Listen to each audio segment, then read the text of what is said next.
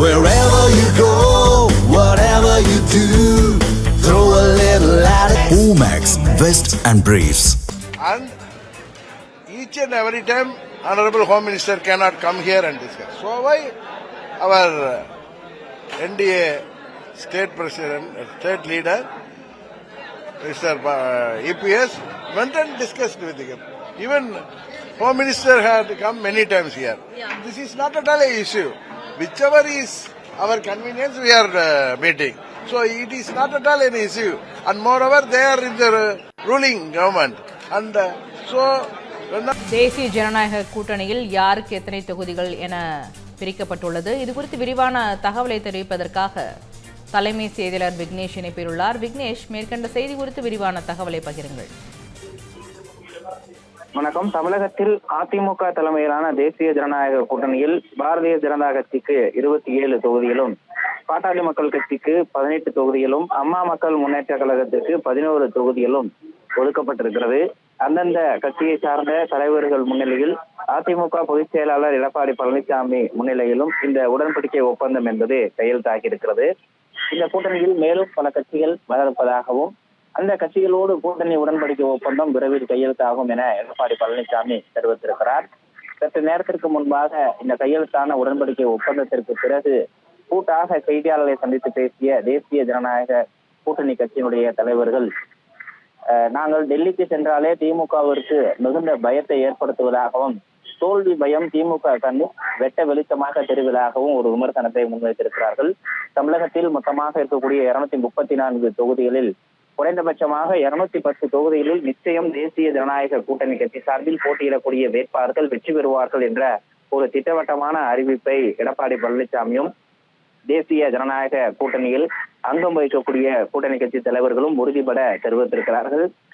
தற்போது 3 கட்சிகளுக்கு மட்டுமே இந்த கூட்டணி ஒப்பந்தம் மற்றும் தொகுதி பங்கீடு என்பது நிறைவடைந்திருக்கிறது.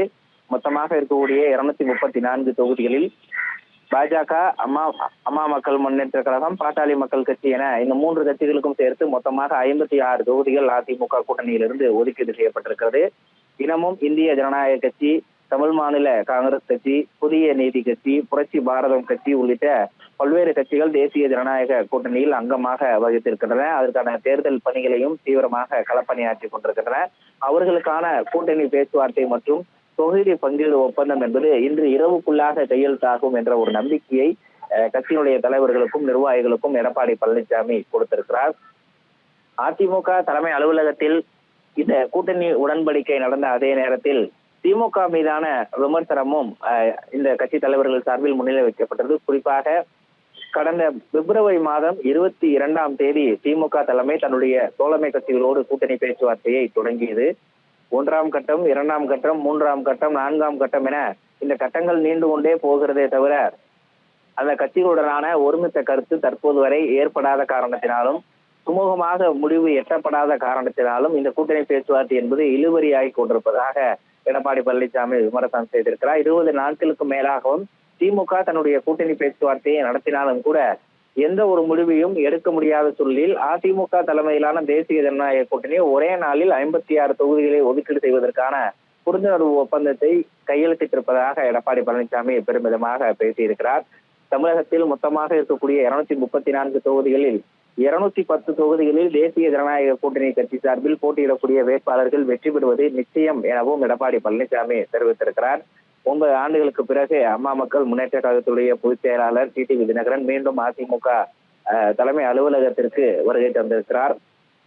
தேசிய ஜனநாயக கூட்டணியில் கட்சிகள் அனைவரும் இணைந்து ஒரு மிகப்பெரிய ஒரு மெகா கூட்டணியை, வலுவான கூட்டணியை உருவாக்கி இருப்பதாகவும், வரும் தேர்தலில் தீய சக்தி திமுகவை நிச்சயமாக வீழ்த்துவதற்கு அனைத்து கட்சி தொண்டர்களும் ஒருங்கிணைந்து ஒற்றுமையோடு பணியாற்றுவார்கள் எனவும், திமுகவை இந்த சட்டமன்ற தேர்தலோடு வீட்டிற்கு அனுப்புவதோடு தேசிய ஜனநாயக கூட்டணியுடைய நல்லாட்சியை மீண்டும் தமிழகத்தில் அமைத்திடுவோம் என்ற ஒரு சூளுரையும் இன்றைய தினம் நடைபெற்ற இந்த உடன்படிக்கை ஒப்பந்தத்தின் போது கூட்டணி கட்சி தலைவர்கள் அனைவரும் ஏற்றிருக்கிறார்கள்.